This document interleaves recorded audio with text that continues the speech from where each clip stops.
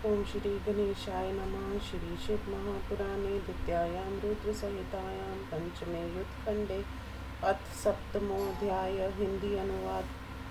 सनत कुमार जी ने कहा, देवता आदि की इन बातों को सुनकर शरणागतों के हित चिंतक भक्त वत्सल शिव जी ने प्रेम से उनकी प्रार्थना को स्वीकार किया। हे मुनि, इसी बीच में अपने दोनों पुत्रों को लेकर पार्वती जी वहां आई, जहाँ देवताओं के साथ शिव जी बैठे थे। पार्वती जी को आई हुई देखकर विष्णु आदि सभी देवताओं ने आश्चर्यचकित हो सावधानी से विनम्र होकर प्रणाम किया। हे मुनि, सबने शुभ लक्षण युक्त जय जयकार की। पार्वती जी के आने के कारण को ना जानने से वे चुप रहे। आश्चर्य में स्थित देवी की सबने स्तुति की। तब उन्होंने लीला चतुर अपने स्वामी से देवी ने कहा, हे पुत्र वालों में श्रेष्ठ प्रभु, उत्तम आभूषणों से सुशोभित सूर्य के सदृश खेलते हुए कार्तिकेय को देखिए। सनत कुमार जी ने कहा, इस प्रकार जगदम्बा के वचनों को सुनकर शिव जी स्कंद के मुख का अमृत पान करते हुए तृप्त नहीं हुए और अपने शिव जी के तेज से पीड़ित देवताओं की ओर उन्होंने ध्यान ही नहीं दिया।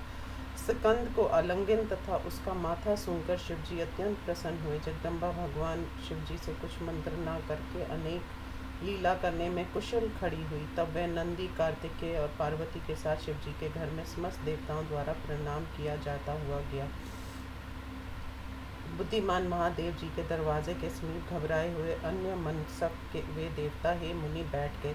क्या करना चाहिए, कहाँ जाना चाहिए, कौन हमको सुख देगा, अरे हम तो मारे गए, ये क्या हो गया। एक दूसरे को देखकर इंद्र आदि देवता अत्यंत व्याकुल हो गए और अपने भाग्य को धिक्कार देने लगे।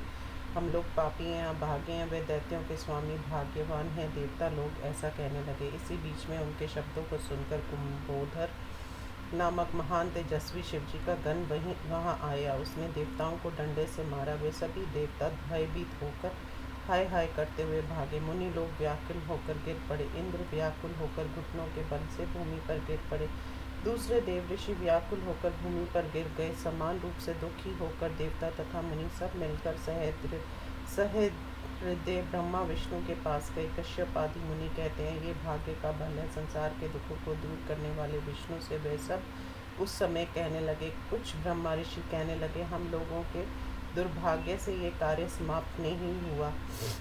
कुछ लोग ये सोचकर आश्चर्य करने लगे कि ऐसा कैसे हो गया। हे मुनि, कश्यप आदि के इन वचनों को सुनकर देवता तथा मुनियों को आश्वस्त करते हुए विष्णु जी ने कहा, हे देवताओं, हे मुनियों, मेरी बात को आदर के साथ सुनो। तुम लोग दुखी क्यों हो रहे हो? सब दुख को छोड़ो। हे देवताओं, बड़ों को आराधना करना सरल नहीं होता, उसके आरंभ में दुख होता ही है। हे देवताओं, महान पुरुष अच्छी प्रकार समझकर ही प्रसन्न होते हैं।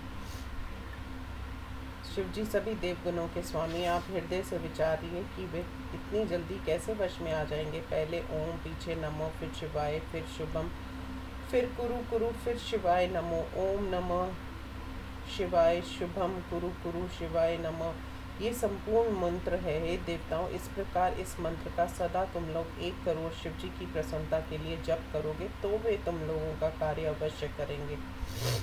हे मुनि, प्रभावशाली विष्णु को ऐसा कहने पर देवताओं ने उसी प्रकार शिव जी की आराधना प्रारंभ कर दी। ब्रह्मा, विष्णु आदि सभी देवता शिव जी का ध्यान करके देवताओं तथा मुनियों का कार्य सिद्ध करने के लिए जप करने लगे। हे मुनिवर, धैर्य धारण कर देवताओं ने शिव शिव मंत्र का 1-1 करोड़ जप किया। इसी बीच में साक्षात शिव ने अपना वास्तविक स्वरूप दिखलाया।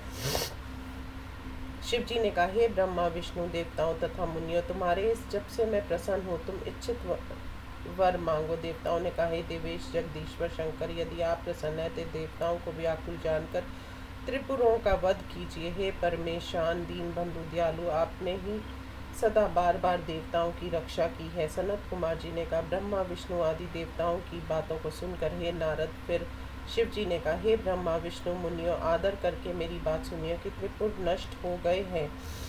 पहले जो आप लोगों ने स्वीकार किया था उस दिव्य रथ, सारथी, धनुष तथा बाण को शीघ्र तैयार करो। हे ब्रह्मा, विष्णु, आप लोग तीनों लोकों के स्वामी सम्राट के रूप में मुझे सजाओ। सृष्टि और पालन के अधिकारी आप दोनों, पुरत्रय नष्ट हो गया, ये सोचकर देवताओं की सहायता कीजिए। जिस मंत्र का आप लोगों ने जप किया वह मंत्र महान पुण्य को देने वाला, मुझे प्रसन्न कराने वाला, भुक्ति, मुक्ति तथा सभी कामनाओं को देने वाला एवं शिव भक्तों को सुख देने वाला है।